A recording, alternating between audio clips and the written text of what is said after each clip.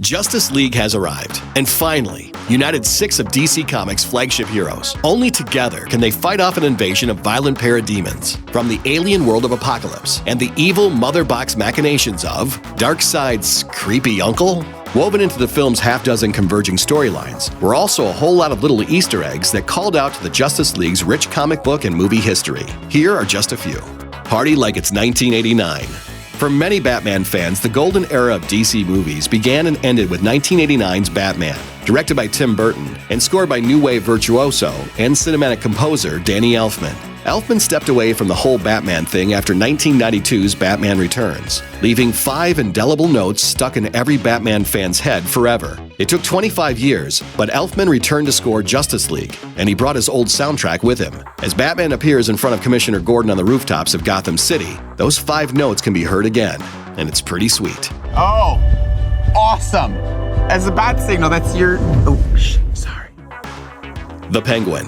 Even though Batman is usually only ever seen fighting street toughs, Superman, and demon bugs from space, the DCEU drops hints about his 20 years of crime fighting in Gotham, from the spray-painted Robin suit in his Batcave to casual mentions of his past adventures. One especially great mention comes when Alfred drops a bomb about exploding, wind-up penguins, which can only mean one thing. It's hard to imagine what a DCEU penguin would look like, but he'll probably have a lot of tattoos, daddy issues, and an incomprehensible backstory. Whatever happens, the DCEU needs to bring back the bomb birds. Janus. We also get a hint at another Batman villain who goes by the name of Black Mask. As Batman battles a parademon across the skies of Gotham, we see a bunch of different buildings, and one of them bears a large sign that says Janus. The name refers to a few things in the DC universe, but the most likely use here is Janus Cosmetics, a company once run by the psychotic Black Mask. Wayne Enterprises ends up purchasing Janus Cosmetics and leaving Roman without a job, which causes the murderous magnate to take on the villainous mantle of Black Mask and swear revenge on Bruce Wayne. At least it's not Kite Man, right? Green Lantern.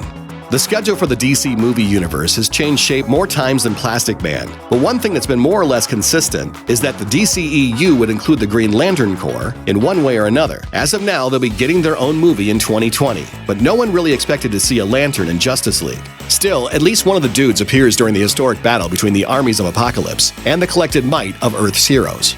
It's a quick shout-out to future DCEU films, and places the Corps on Earth at least once during their billion-year history patrolling the cosmos for bad business. New Gods. Leave it to horn-headed villain Steppenwolf to literally drop the name of his first appearance comic in one of his many speeches about how the old gods are just a bunch of dead losers, so it's up to the new gods to set the universe up right. Of course, Steppenwolf first appeared in New Gods number 7, so the guy is anything but subtle. The phrase New Gods refers to the entire pantheon of heroes and villains devised by Jack Kirby, a bunch of super powerful aliens who split their residence between the warring worlds of New Genesis and Apocalypse. Just how many of these weirdos will appear in the DCEU is anyone's guess, but if DC knows what's good for them, we'll be seeing Granny Goodness next, right? You naughty little monkey! Superman vs. Flash. Who's faster? The Flash, master of the Speed Force, or Superman, the alien who can do just about anything except carry a playable video game? You can be fine, big guy.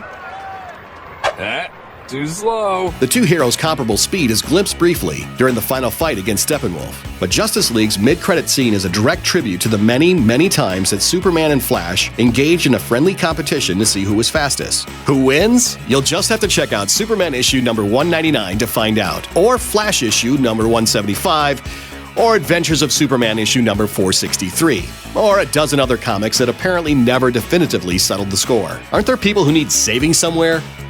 Too many leagues. By the end of Justice League, both Bruce Wayne and Lex Luthor are putting together their teams. While neither one is outright named, the implications are obvious. Bruce is making plans to set up a table with 6 chairs, or maybe more. Bruce's hideout can only mean one thing. Meanwhile, at the Hall of Justice.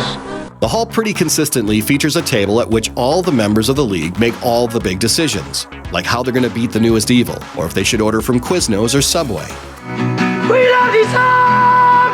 Subway. Oh, Tough choice. Meanwhile, an escaped Lex Luthor talks about forming his own league, which can only be the Injustice League. The group of villains was founded by Lex Luthor. At one point, the team counted Deathstroke, who makes a Justice League cameo as one of its members. At least 60 villains have cycled through the Injustice League, but a few are already in the DCEU. Was that thief being apprehended by Wonder Woman at the end of the film possibly Selina Kyle? Black Manta is scheduled to be a villain in Aquaman's solo film, and half of the Suicide Squad have been members, so that's a good chunk of the Injustice League right there. Truth and justice. Even the most casual fans of Superman know that the Big Blue Boy Scout stands for three main ideals. Truth, justice, and the American way.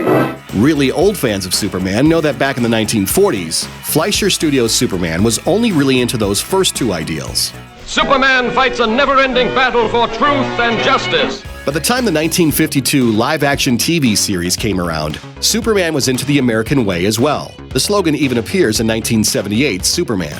I'm here to fight for truth and justice in the American way. And of course, it even made an appearance in Justice League, during Superman's fight with Steppenwolf, when our reborn hero declares that, in addition to truth, he's also kinda into justice as well now. Good for him. The original Jimmy Olsen. It's probably the most subtle Easter egg in all of Justice League, but it's a good one. Most people probably won't recognize the officer who checks Barry Allen into the prison to see his dad, but the actor's name is Mark McClure. You may recognize him as Marty McFly's older brother Dave, or, well, I was blown away when my dentist told me I had tartar. Aside from that, McClure's most prominent role was as newsboy Jimmy Olsen in all four Christopher Reeve Superman films, and even the wildly unpopular 1984 Supergirl movie, making him the only actor to appear in more Superman films than Christopher Reeve himself. Congrats on number 6, Mark. Thanks for watching. Click the looper icon to subscribe to our YouTube channel. Plus check out all this cool stuff we know you'll love too.